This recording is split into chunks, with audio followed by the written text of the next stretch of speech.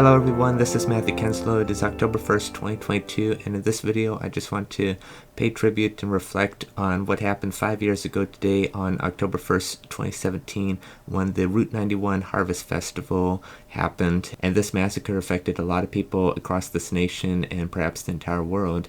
And I was over here in Costa Mesa, Newport Beach, California, and I remember that day clearly. It was a Sunday, and we went to church that morning, and I was the piano player over there, and we had a guest speaker. One of the Royal Ranger dads came, and after the church service, my mother came up to me and said that my cousin's wife and 2 children are coming over and thought we could visit and look at the air show. So it was like the Great Pacific Air Show.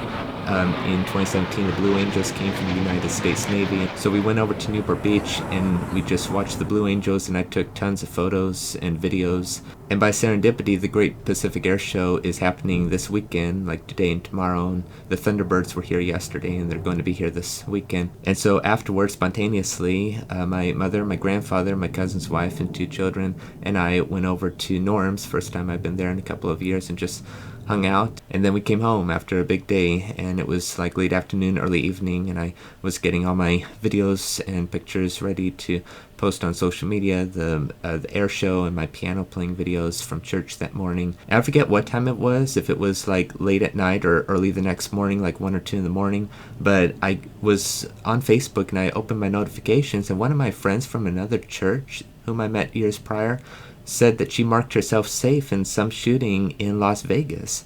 And so I opened up a new tab, and it was breaking news. And when the story was first breaking, we didn't know how many people died. It was reported that was a low number at first. And I'm like, I thought this was another shooting. It's very tragic. It's very sad. And I'm like, oh no. But I had no idea how horrific this was until the next day. So I went to sleep, and I woke up the next morning. My mother told me, or asked me if I heard the news, and I said, yes, our friend from church marked herself safe. And it was all over the news, this huge massacre that took place the night before. And of course it affected a lot of people in this entire nation, but even over here in Southern California. When I returned to Orange Coast College, where I got part of my undergrad on October 3rd, 2017, I was in my public speaking class, and one of the students just said aloud, let's just keep all those who are affected, all the victims, in our thoughts. And our professor said that there's a person in her department who knew someone who died. So it's like she knew a person who knew a person who died there. And I forget if it was the 4th or the 11th. It was one of those Wednesdays, I believe. I was at Royal Rangers because I'm a Royal Ranger commander. And it was after Rangers, and a father picked up his son, who was in Discovery Rangers, who I helped mentor. And I was out in the hallway, and our senior commander comes over and talks to that dad, who just so happens to be a fireman paramedic. And that senior commander was apologizing to that father because I guess the senior commander was asking if he could help out. And he didn't realize that he was actually there that night. And the father looked at him solemnly and said, yeah, it was a blink of an eye. And him being a fireman paramedic, when he was there in Las Vegas, he tried to help a woman, but she was already gone at that point. And then, of course, they had to escape. So I actually happened to know a couple of people, a husband and a wife, Ranger parents, who were there that night and survived.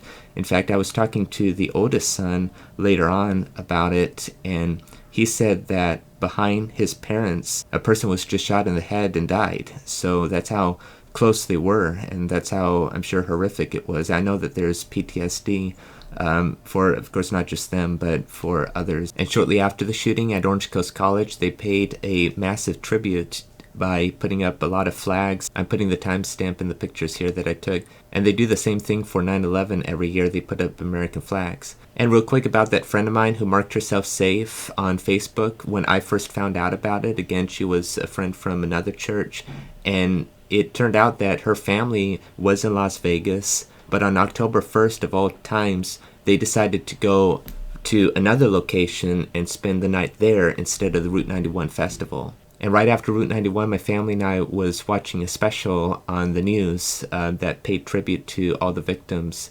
And we also watched Carrie Underwood's tribute, Softly and Tenderly, the hymn.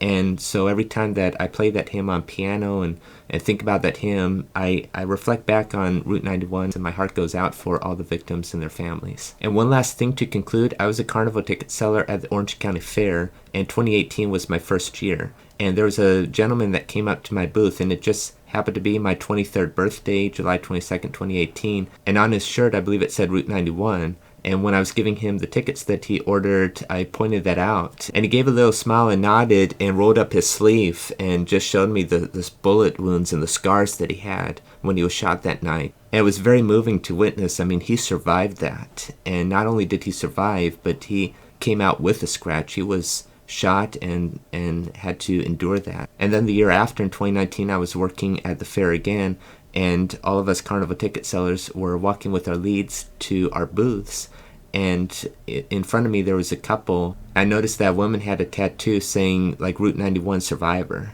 And also that same year I saw another gentleman, like a cowboy-like gentleman with a cowboy hat, and he had a huge tattoo about Route 91. So anyway, again, it was a horrific massacre. My heart and prayers go out to all the victims and their families, and just let us never forget what happened on this night 5 years ago, and to keep the families in our thoughts and prayers.